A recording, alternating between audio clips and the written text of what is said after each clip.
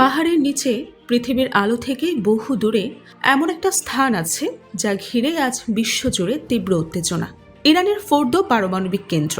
কয়েকদিন আগেই এখানেই বর্ষিত হয়েছে মার্কিন B-2 বোমারু বিমানের ভয়ঙ্কর বাংকার বাস্টার বোমা। সেই বোমা যে তেমন কিছুই ধ্বংস করতে পারেনি, ধীরে ধীরে তা পরিষ্কার হচ্ছে। ধ্বংসস্তূপে এখন আবারও দেখা যাচ্ছে নতুন খনন কাজ, নতুন রাস্তা আর স্যাটেলাইটে ধরা পড়া রহস্যময় মাটি সরানোর চিত্র। ম্যাক্সার টেকনোলজির শুক্রবারে স্যাটেলাইট ছবিতে দেখা যাচ্ছে ফোর্দোর উত্তরের সুড়ঙ্গ পথে চলছে ভারী যন্ত্রপাতি দিয়ে মাটি সরানো। পাহাড়ের গায়ে নতুন গর্ত, রাস্তা ও কয়েকটি সুড়ঙ্গ মুখে ধ্বংসের চিহ্ন।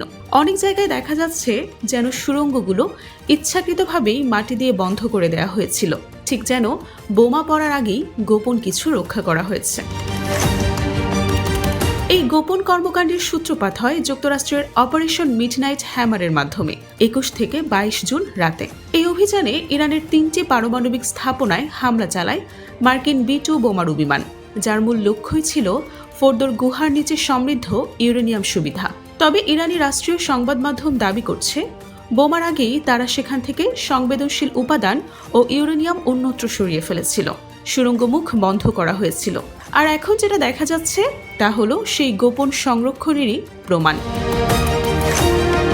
মার্কিন প্রতিরক্ষা দপ্তরের দাবি তারা প্রাথমিক বিশ্লেষণে সফল হয়েছে, অর্থাৎ ফোর্দোতে তাদের নির্ধারিত লক্ষ্যবস্তু ধ্বংস হয়েছে। তবে এই সবকিছুকে কি ভুল প্রমাণ করে দিচ্ছে স্যাটেলাইট ইমেজ? এখন প্রশ্ন উঠছে, ইরান কি আবারও গোপনে পারমাণবিক কার্যক্রম শুরু করছে, নাকি তারা কেবল ধ্বংসস্তূপটাই পরিষ্কার করছে? স্যাটেলাইট ছবিতে যে তৎপরতা দেখা যাচ্ছে তা কিন্তু আর পাঁচটা পরিষ্কার পরিচ্ছন্নতার মতো নয়, বরং সেটা একটা সুপরিকল্পিত পুনর্গঠনের মতো, যেখানে সুড়ঙ্গের মুখ পুনরায় খোঁজা হচ্ছে, রাস্তা বানানো হচ্ছে, মাটি সরানো হচ্ছে অত্যন্ত কৌশলে।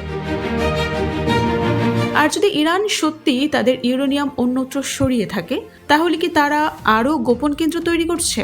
বলা যায়, ফোর্দো এখন শুধু একটি পারমাণবিক কেন্দ্র নয়, বরং এক বৈশ্বিক স্নায়ু যুদ্ধের প্রতীক, যেখানে প্রতিটি গর্ত, প্রতিটি রাস্তা আর প্রতিটি স্যাটেলাইট ছবি নিয়ে তৈরি হচ্ছে নতুন নতুন প্রশ্ন।